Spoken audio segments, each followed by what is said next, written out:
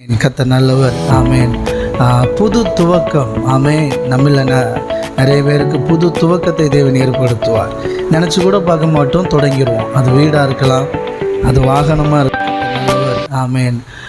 புது துவக்கம். ஆமேன். நம்மள நிறைய பேருக்கு புது துவக்கத்தை தேவன் ஏற்படுத்துவார். நினச்சி கூட பார்க்க மாட்டோம், தொடங்கிடுவோம். அது வீடாக இருக்கலாம், அது வாகனமாக இருக்கலாம், ஏதோ ஒன்று புது துவக்கம். ஊழியமாக இருக்கலாம். ஆமேன்.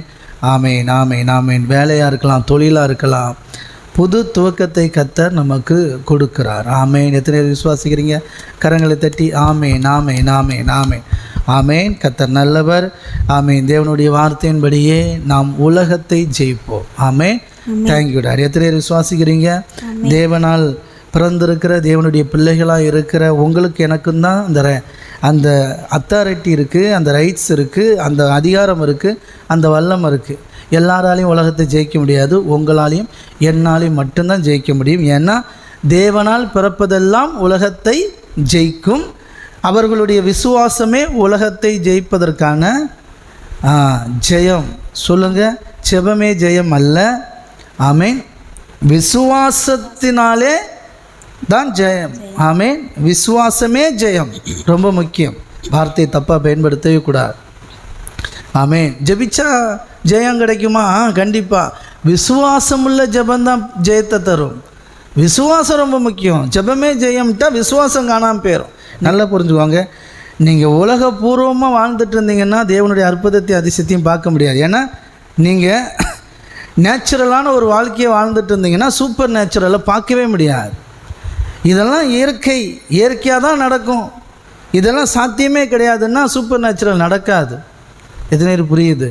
கிறிஸ்தவ வாழ்க்கை என்பது நேச்சுரலாகவே சூப்பர் நேச்சுரல் போன்ற காரியங்கள் நடக்கணும்.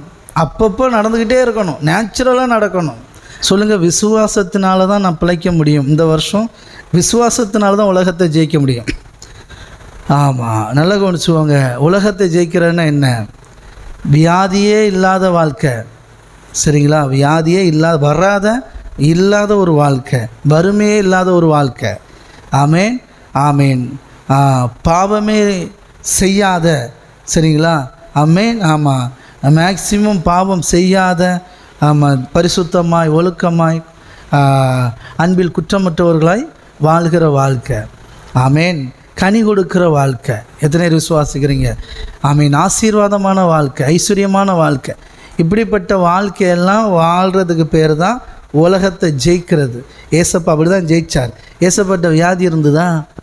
நம்ம வியாதியை தான் அவர் சுமந்தார். சரிங்களா? ஆமேன். ஆமாம், எல்லாத்தையும் ஜெயித்தார் ஏசப்பா. எத்தனை விசுவாசிக்கிறீங்க? ஆமேன். அதான் வேதம் சொல்லுது, தேவனால் பிறப்பதெல்லாம் உலகத்தை ஜெயிக்கும். கையை தட்டி, தேவனால் பிறப்பதெல்லாம் உலகத்தை ஜெயிக்கும் என்பதற்கு முதல் அடையாளம் இயேசு கிறிஸ்து. தேவனுடைய குமாரன் உலகத்தை ஜெயித்தார். வேதம் சொல்லுது, இயேசு கிறிஸ்துவை தேவனுடைய குமாரன் என்று விசுவாசிக்கிற விசுவாசம்தான் ஜெயத்தை தரும். ரொம்ப முக்கியம். எத்தனை பேர் புரியுது? இயேசு கிறிஸ்து தேவகுமாரன்கிறத விசுவாசிக்கணும். அப்போ தான் தேவனால் பிறப்பதெல்லாம் உலகத்தை ஜெயிக்குங்கிறத நீ நம்புவ.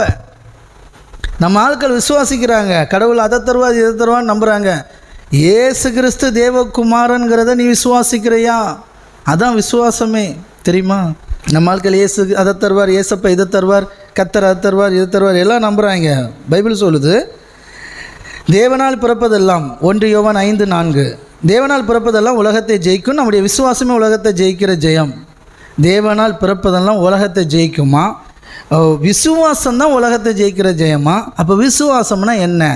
எந்த விசுவாசம் அப்படின்னா 5ஆம் வசனம், இயேசுவானவர், கையை தட்டி, இயேசுவானவர் தேவனுடைய குமாரன் என்று விசுவாசிக்கிறவனை அன்றி உலகத்தை ஜெயிக்கிறவன் யார்? கையை தட்டி ஆமேன், ஆமேன்.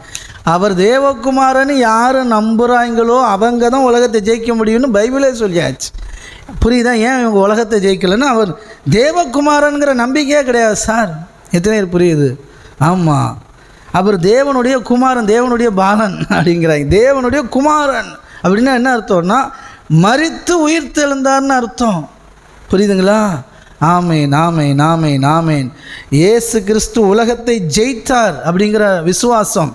ஏசப்பட்ட வியாதி இல்லை, ஏசப்பட்ட வறுமை இல்லை, ஏசப்பட்ட தரித்திரம் இல்லை. ஆமேன். நமக்காக தான் அவர் தரித்திரமானார், நமக்காக தான் அவர் வியாதியானார். அவர்கிட்ட ஒன்றுமே கிடையாது, அவர் நல்லா வாழ்ந்தார். ஆமாம், தேவனுடைய பிள்ளையான இருந்ததுனால அவர் நல்லா வாழ்ந்தார். இன்றைக்கி எனக்கும் அதே ஆவியை தேவன் கொடுத்துருக்கிறார். வேதம் சொல்லுது, மரித்தோர் கிறிஸ்து இயேசுவை மரித்தோரிலிருந்து உயிரோடு எழுப்பின அந்த ஆவியை நம்ம பெற்றிருக்கிறோமா? தேவன் தம்முடைய ஆவியை கொடுத்தது எதுக்கா? தேவனுடைய பிள்ளைகள் என்பதற்கு அத்தாச்சான். தேவன் உங்களுக்கு எனக்கும் தம்முடைய ஆவியை தந்திருக்கிறார். நீங்கள் தேவனுடைய பிள்ளைகள், தேவனாலே பிறந்தவர்கள், தத்தெடுக்கப்பட்டவர்கள் அல்ல, பெற்றெடுக்கப்பட்டவர்கள். இதெல்லாம் நீங்கள் எவ்வளோ உணர்றீங்களோ, எவ்வளோ அறியறீங்களோ, எவ்வளோ உணர்வுபூர்வமாக அறிஞ்சு வச்சுருக்கிறீங்களோ, உங்கள் வாழ்க்கை சூப்பராக இருக்கும் சார்.